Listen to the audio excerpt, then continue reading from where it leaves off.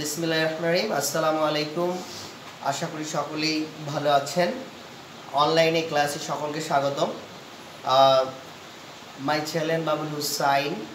যারা আমার চ্যানেলটি এখনও সাবস্ক্রাইব করেননি অবশ্যই আমার চ্যানেলটা সাবস্ক্রাইব করবেন। সেই সাথে এই নিত্য নতুন অনলাইন ক্লাস পেতে আমার সাথে সঙ্গে থাকুন। আর সকলকে আজকে আমি গ্রামারের গুরুত্বপূর্ণ একটি বিষয় আমি তোমাদের আলোচনা করব আজকে। সেটা হচ্ছে চেঞ্জিং সেন্টেন্স, যেটা মাধ্যমিক লেভেলে প্রত্যেকটা ক্লাসেই থাকে। তো প্রথমে আমি অ্যাফার্মেটিভ টু নেগেটিভ করাবো। কিছু বাক্য আগে বোর্ডে লিখে নিয়েছি, তবে কিভাবে করতে হবে এটা আমি এখন আলোচনা করব। তো দেখতে পাচ্ছি প্রিয় শিক্ষার্থীবৃন্দরা, তোমরা বোর্ডের দিকে লক্ষ্য করো এবং সেই সাথে মনোযোগ সহকারে দেখবে, বাসায় প্র্যাকটিস করবে। তো প্রথমে একটা বাক্য লিখছি, গড অ্যালোন ইজ অলমাইটি, অর্থাৎ প্রভুই একমাত্র শক্তিধর। তো যদি বাক্যর মধ্যে অনলি অথবা অ্যালোন থাকে আর এটাকে নেগেটিভ করতে হলে আমাদের শুরুতে নান বার্ড ব্যবহার করতে হবে। শুরুতে নান বার্ড, এছাড়া বাকি অংশ যা আছে তারপরে লিখে দিতে হবে। অর্থাৎ বাকি অংশ আছে গড ইজ অলমাইটি। এখানে অলমাইটি এটা আল্লাহর একটি প্রদত্ত গুণবাচক নাম, যার কারণে এই অলমাইটি লেখায় এটা কিন্তু ক্যাপিটাল লেটারে হয়েছে।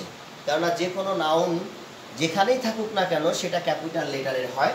তো নেক্সট আর একটা এক্সাম্পল আমি তোমাদের বোর্ডে লিখছি, দেখো, I have only a few books. এর বাংলাটা হচ্ছে যে আমার যে অল্প সংখ্যক বই আছে। তো এখানেও অনলি বা অ্যালোনের রুল। তো অনলি বা অ্যালোন দিয়ে এটা কিন্তু এই বস্তুকে নির্দেশ করছে। বুকস মানে বই, যে I have only a books, আমার অল্প সংখ্যক বই রয়েছে। তো এই অনলি বা অ্যালোন দিয়ে যদি কোনো বস্তুকে নির্দেশ করে, ঠিক যেখানে অনলি বা অ্যালোন রয়েছে ঠিক সেইখানে আমাদের নাথিং বাট ব্যবহার করতে হবে। এটা যেখানে অনলি বা অ্যালোন থাকবে, তাহলে আগে যা আছে আমরা লিখে নেই, আই হ্যাভ, এখানে লিখবো নাথিং বাট, নাথিং বাট। এরপরে বাকি অংশ বলবো, অর্থাৎ এ ফিউ বুকস।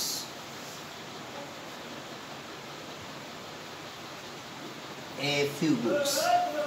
নেক্সট আর একটা example, I must help the পোর।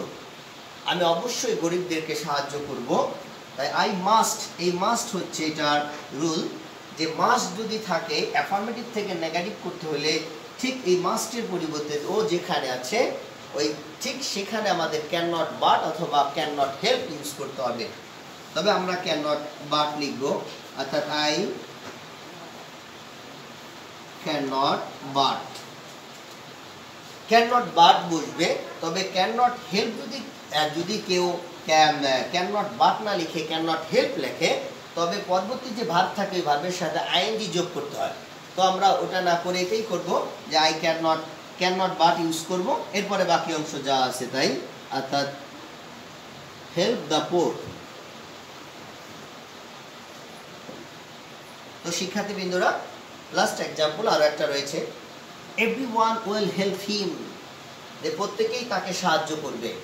তো এটাকে আমরা নেগেটিভ বানাবো। তো একটা নিয়ম আছে, যদি এভরি দিয়ে কোনো অ্যাফার্মেটিভ থাকে এটাকে নেগেটিভ করতে হলে এভরির পরিবর্তে আমাদের ব্যবহার করতে হবে there is no. There is no, অর্থাৎ দেয়ার ইজ নো বসে এই এভরি শব্দটার পরিবর্তে। এরপরে দেয়ার ইজ নো, এরপরে এভরির পরের শব্দটা বসে, অর্থাৎ দেয়ার ইজ নো অন, এরপরে বাট বসে, এরপরে বাকি অংশ, অর্থাৎ will help him, will help him। তো শিক্ষার্থীবৃন্দরা, আজকে আমরা 4টা এক্সাম্পল আলোচনা করলাম আর অ্যাফার্মেটিভ থেকে কিভাবে নেগেটিভে রূপান্তর করতে হয় এই চেঞ্জিং সেন্টেন্সে। তো আগামী ক্লাসে, অর্থাৎ আগামীকাল তোমরা আবারও অপেক্ষা করো, এরপরের থেকে আবার আমরা আগামীকাল শুরু করব। তো শেষ পর্যায়ে এসে আমি তোমাদেরকে আবারও বলছি, যারা আমার এই চ্যানেলটি সাবস্ক্রাইব এখনও করেননি অবশ্যই আমার চ্যানেলটা সাবস্ক্রাইব করবেন এবং বেল বাটনে ক্লিক করে সবসময় নিত্য নতুন ভিডিও পেতে অপেক্ষা করবেন। আর সকলের সুস্থতা এবং সেই সাথে এই মহামারী করোনার মধ্যে যে অনলাইনে ক্লাস হচ্ছে, এটা আমার এই ক্লাসটা নিয়মিত দেখতে থাকুন, বাসায় থাকুন। অবশ্যই যদি জরুরি প্রয়োজন থাকে বাইরে যাবেন তবে মাস্ক ব্যবহার করতে হবে। আর বাইরে থেকে যখন আবার বাসায় আসবেন অবশ্যই এই হ্যান্ড ওয়াশ বা হ্যান্ড স্যানিটাইজিং যাকে বলে হাত ধুয়ে নেবেন। আর সতর্কতাই পারে কেবল আমাদের রোগমুক্ত দেহ এবং সুস্থতা। সর্বোপরি আমরা আল্লাহর উপর ভরসা করি। সকলে ভালো থাকবো, সুস্থ থাকবো। আজকের মতো আল্লাহ হাফেজ। প্রিয় শিক্ষার্থীবৃন্দরা, আমরা অ্যাফার্মেটিভ থেকে নেগেটিভ করছিলাম, এবার 5 নম্বর বুঝবো। দেখো 5 নম্বরে লেখা আছে সাবিনা অলওয়েজ রিমেম্বার ইউ। তো এটার বাংলা কি দাঁড়ালো যে সাবিনা তোমাকে সর্বদা মনে করবে। তাহলে এখন আমরা এটা নেগেটিভ করতে হলে প্রথমে আমরা সাবজেক্ট ব্যবহার করব, অর্থাৎ সাবিনা। একটু খেয়াল করি, অলওয়েজ এই শব্দটার বিপরীত শব্দ আমাদের ব্যবহার করতে হবে নেগেটিভ করতে হলে। অর্থাৎ অলওয়েজের বিপরীত শব্দ হচ্ছে নেভার। Never, Sabina never. আবার রিমেম্বার শব্দের বিপরীত শব্দ আমাদের লিখতে হবে। রিমেম্বার শব্দের বিপরীত শব্দ হচ্ছে ফরগেট। এটা লিখতে হবে এই যে ফরগেট এস দিতে হবে, ফরগেটস ইউ। তো বাচ্চারা আমরা শিখলাম সাবিনা অলওয়েজ রিমেম্বার ইউ, এটা নেগেটিভ রূপ। Sabina never forgets you, Sabina কখনো তোমাকে ভুলবে না, এর মানে মনে রাখবে। এরপরে দেখো Ripon is a good boy. এই গুড শব্দটার বিপরীত শব্দ দিয়ে আমাদের এটা নেগেটিভ করতে হবে, তবে অক্সিলারি ভার্বের পরে নট ব্যবহার করতে হবে। দেখো আমরা করছি, প্রথমে সাবজেক্ট অর্থাৎ রিপন, এরপরে ইজ, এরপরে নট। রিপন ইজ নট এই গুডের বিপরীত শব্দ আমরা ব্যবহার করব কি? ব্যাট। এরপরে লিখবো আমরা বয়, অর্থাৎ Ripon is not a bad boy.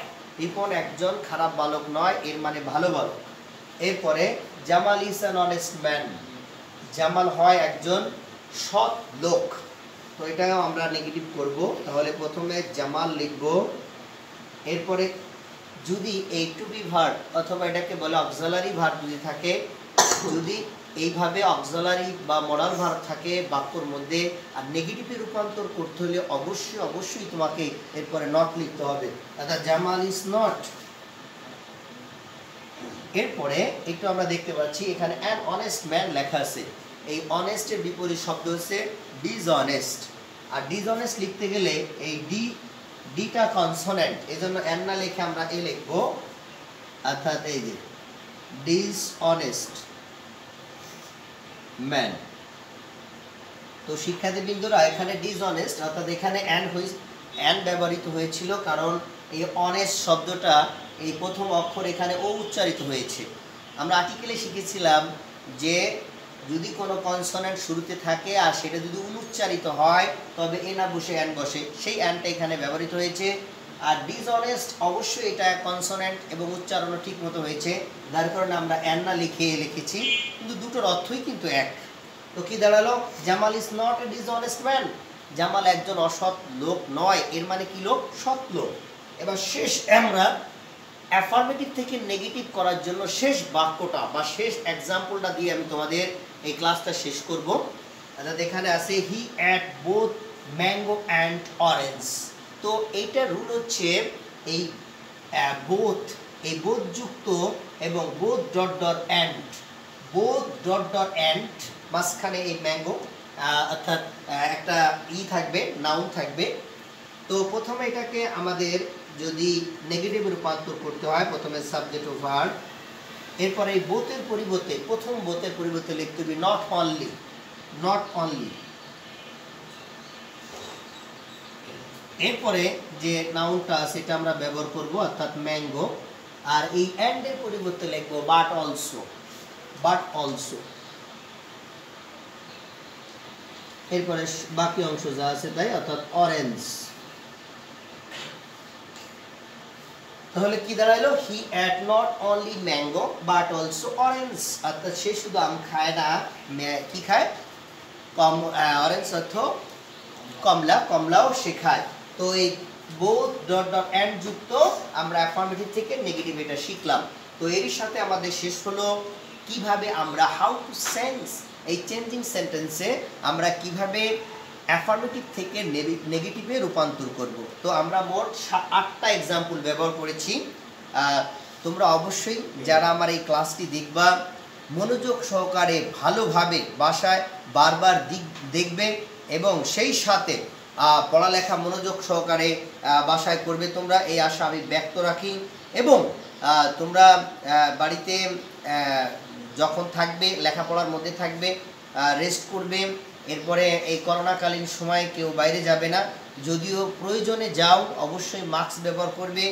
আর এই বাইরে থেকে যখন আবার বাসায় আসবে অবশ্যই এই হ্যান্ড স্যানিটাইজিং দিয়ে তোমরা হাত ধুবে।